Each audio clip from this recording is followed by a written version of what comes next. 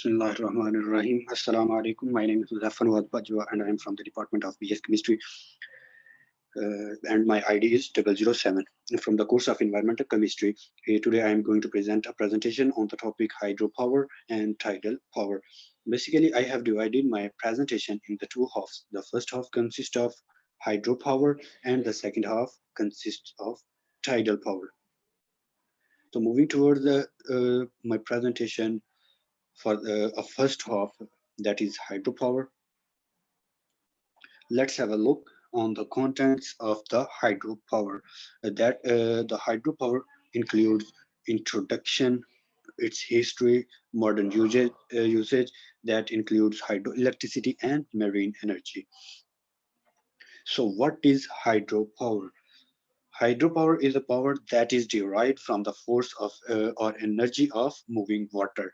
As we know, every moving body possesses kinetic energy. So moving water also possesses kinetic energy. So this energy of the moving water may be harnessed for useful purposes like generating electricity, running a water mill, sawmill, etc.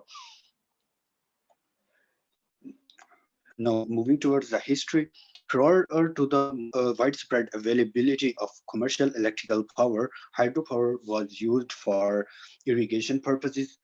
Secondly, water clocks, operation of various machines such as water mills, textile machines, sawmills, dock cranes, and domestic lifts. The canal system in ancient Persia and the turbine water system in ancient China. So moving towards the modern usage of the hydropower, there are several forms of water power currently in use or under development process. Some are purely mechanical, but mainly primarily generate electricity. So broad categories of modern usage include hydroelectricity, and second one is the marine energy. We will discuss hydroelectricity and marine energy in a brief style in the next few slides. So first of all, hydroelectricity. What is hydroelectricity? Hydroelectricity is the term referring to electricity generated by hydropower. So the production of electrical power through the use of the gravitational force of falling and running or flowing water is called the hydroelectricity. It is the most widely used form of renewable energy. Once hydroelectric complex constructed, the project produces no direct waste and has a considerably lower output waste and has a low output waste and lower levels of greenhouse gas, that is carbon dioxide, than fossil fuels powered energy plants. So the hydroelectricity is derived from the following sources. The first one is the conventional hydroelectricity, and the second one is the run of the river hydroelectricity. The third one is the pumped storage hydroelectricity. So first of all, the conventional hydroelectricity. Most hydroelectric power comes from the potential energy of damped water driving a water turbine and generator. So basically, a conventional hydroelectric dam consists of a three-part. The first one is the reservoir, second one is the penstock, and the third one is the power station. So here is a schematic diagram for the hydroelectric dam that consists of our reservoir, penstock, and power station. What is the function of these three parts in the hydroelectric generation? Now we will study them. So first of all, reservoir. So what is reservoir? An inlet, natural or artificial lake, pond, or impoundment created by using a dam or lock to store water is called the reservoir. So reservoir is used for storing water, and stored water has potential energy. So the next one is the penstock. Penstock or pipes or long channels that carry water down from the hydroelectric reservoir to the turbines inside the actual power station. So water under high pressure flows through the penstock towards the power station. So the third one is the power station or powerhouse that consists of the turbines coupled or combined with the generator that converts the mechanical energy or the turning energy of the turbine to the electrical energy, and the electrical energy is stored and is transferred to long distances for electric use. So the principle of the working principle of the conventional hydroelectric dam is that the potential energy of stored water in the reservoir is used, and when the water is released from the reservoir, it possesses kinetic energy. So the water moves through the penstock under high pressure towards the turbine, and the water turns the turbine that is sorry the water is so the water turns the turbine that is coupled with the generator. So the generator converts that mechanical energy of the turning turbine into the electrical energy that is used for electricity in the houses, industries, and furthermore. So the next one is the pumped storage hydroelectricity, or the pumped storage hydropower. So pumped storage hydroelectricity method produces electricity to supply high peak demands by moving water between reservoirs at different elevations. So here is a schematic diagram for the pumped storage hydroelectricity. So basically, a pumped storage hydroelectric dam is a type of hydroelectric power generation used by some power plants for load balance. A pumped storage plant uses two reservoirs. First one is at higher level, and the second one is at lower level. So this method stores energy in the form of water pumped from a lower elevation reservoir from this reservoir towards the higher elevation reservoir. This one. At times of low electric demand, excess generation capacity is used to pump water into the higher reservoir from here to here. Low cost off-peak electric power is used to run the pumps. So when there is higher demand of electricity, water is released from the higher reservoir, and the kinetic energy of the water is used to turn the turbine that is coupled with the generator, and the generator converts the mechanical energy of the turbine into the electrical energy. Water is again stored in the lower elevation reservoir. So this was about the pumped storage hydroelectricity generation. So the last one is the run of the river hydroelectricity. Run of the river hydroelectricity is a type of hydroelectric generation whereby the natural flow and elevation drop of a river are used to generate electricity. In run of the river hydroelectricity, the natural flow of the river is used. Natural flow diverts some or most of a river's flow through a pipe or tunnel, leading to electricity generating turbines, then return the water back to the river downstream after the generation of the electricity. So this was about the hydroelectricity generation. So the second part of the modern usage is the marine energy. The marine energy is derived from the following sources. The first one is the marine current power. Second one is the osmotic power. Third one is the ocean thermal energy. Fourth one is the wave power, and the fifth one is the tidal power. So we will have a brief introduction of these five sources of the marine energy. First one, marine current power. Marine current power is form of marine energy obtained from harnessing of the kinetic energy of marine currents, such as Gulf streams.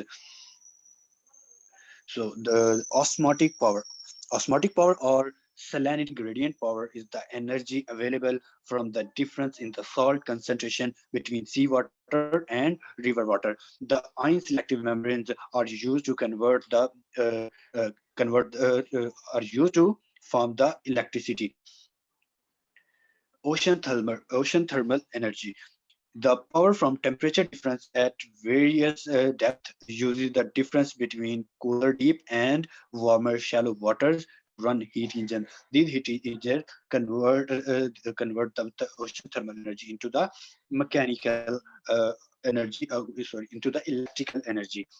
So the fourth one is the wave power, the transport of energy by ocean surface waves, and the capture of that energy to do useful work is the wave power.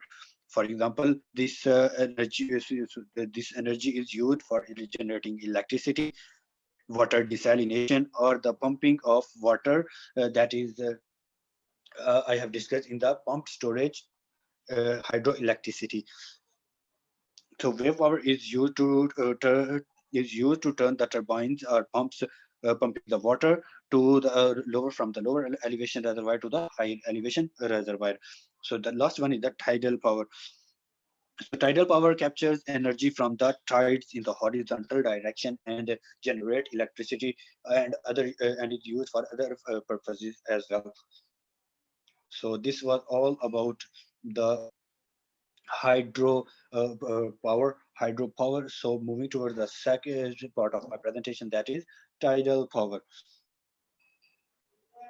So now we will have the brief contents of the tidal power, that includes introduction, history, generation of tidal energy, and generating methods. So moving towards the introduction, what is tidal power? Tidal power, also called tidal energy, is a form of hydropower that converts the energy of tides into electricity or other useful forms of power. Tidal power is the only form of energy which derives directly from the relative motions of the Earth Moon system and to a lesser extent from the Earth Sun system. So, now moving towards the history of the tidal power. Historically, tidal power is used in the tidal mills. Is used to run tidal mills. Basically, the principle behind this was the incoming water was contained in large storage ponds, and the tide when the tide goes out, it turns the water wheels that use the mechanical power to produce milk grain. So this is the schematic diagram of the tidal mills that was historically used in the Europe and the on the Atlantic coast of North America. So now moving towards the generation of the tidal energy. Since every object in contact is in contact with some other object in this universe, so these objects will experience the forces, either attractive forces or repulsive forces. Likewise, the heavenly bodies like Earth, Sun, Moon, etc., also experiences the forces of attraction. So tidal forces produced by the Moon and Sun in combination with Earth's rotation are responsible for the generation of the tides. Tidal energy is extracted from the relative motion of large bodies of water, periodic changes of water levels, and associated tidal currents are due to the gravitational attraction of the Sun and Moon. So the gravitational pull of the sun and the moon into the ocean raises the tide, raises the tides and or the causes of the tidal energy. Magnitude of the tide at a location is the result of the changing positions of the moon and sun relative to the earth, the effect of the earth's rotation, and the local geography of the sea floor and coastlines. Greater tidal variations or tidal current velocities can dramatically increase the potential for tidal electricity generation. Since the Earth's tides are ultimately due to the gravitational interaction with the Moon and Sun and the Earth's rotation, so tidal power is practically inexhaustible and classified as a renewable energy source. So now moving towards the generating methods of tidal power. Tidal power can be classified into three generating methods. The first one is the tidal stream generator, the second one is the tidal barrage, and the third one is the dynamic tidal power. Now we will learn these generating methods in the next few slides. So first of all, the tidal stream generator.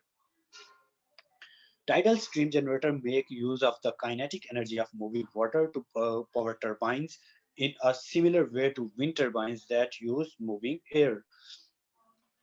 A tidal steam generator is a machine that extracts energy from moving masses of water or tides. These machines function very much like underwater wind turbines, hence are also sometimes referred to as tidal turbines. Here is a schematic diagram of the tidal steam generator. The energy of the moving masses of water or tides is used to return the turbine that converts the tidal energy into the electrical energy. So tidal steam generators are the cheapest and the least ecological damaging among the three main forms of tidal power generation, that is the uh, tidal barrage and dynamic tidal power. So the last one is the next one is the tidal barrage. Tidal barrage make use of the potential energy in the difference in height between high and low tides. Here is a schematic diagram of the tidal barrage that consists of a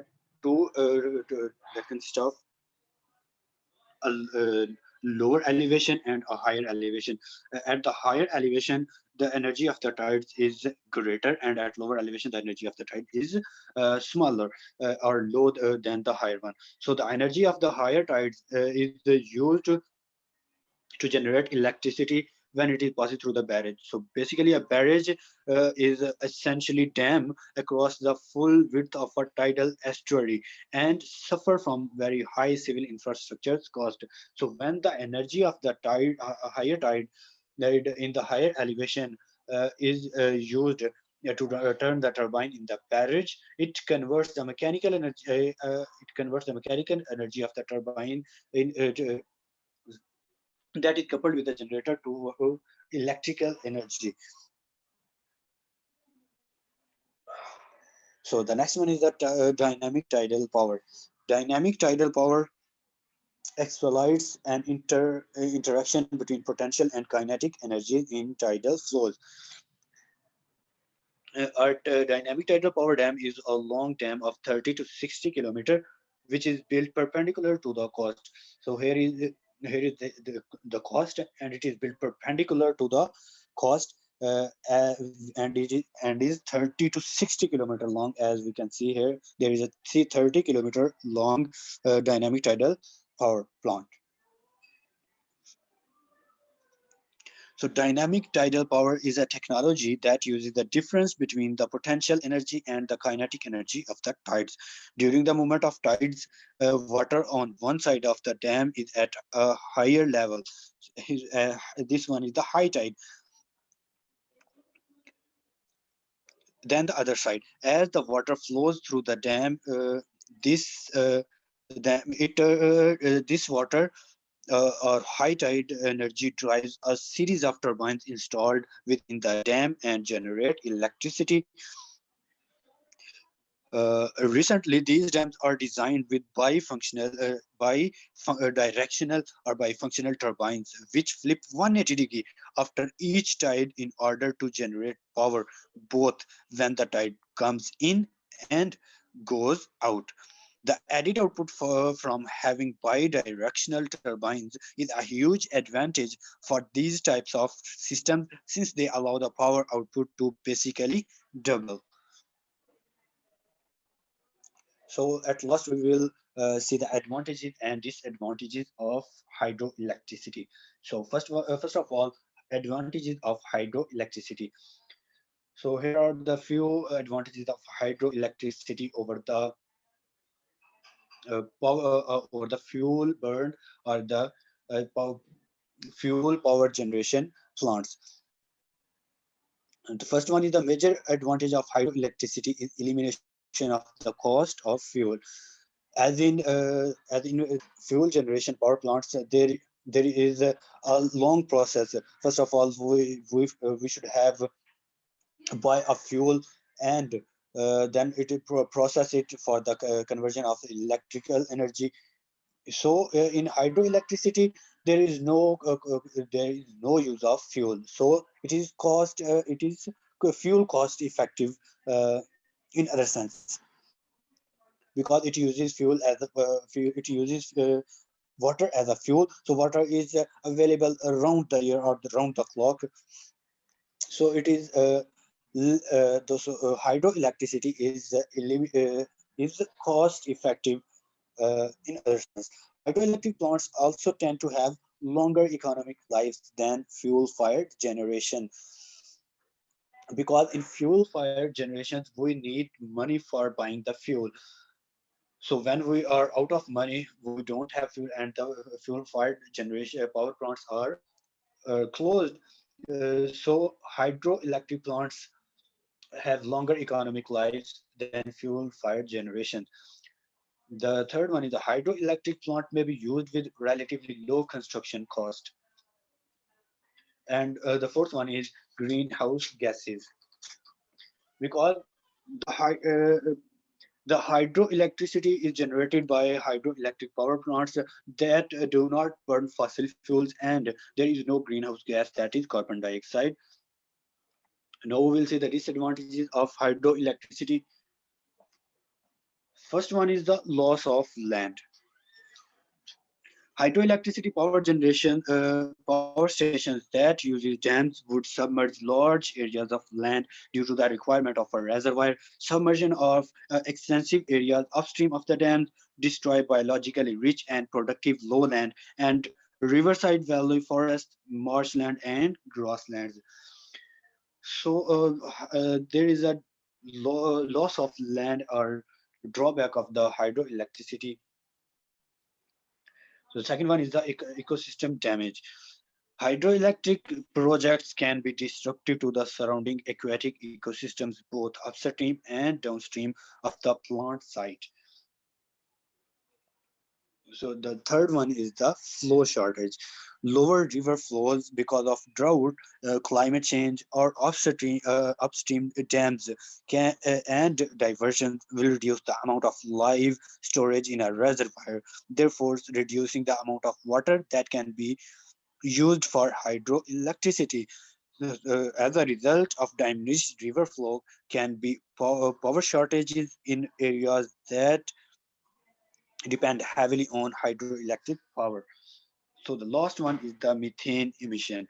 The reservoirs of power plants in tropical regions may produce substantial amounts of methane. This is due to the plant material in flooded areas decaying in an anaerobic environment and forming methane, a very potent greenhouse gas. So this was all about the hydroelectricity, hydro power and tidal power. Thank you. This is all from my side. Allah Hafiz.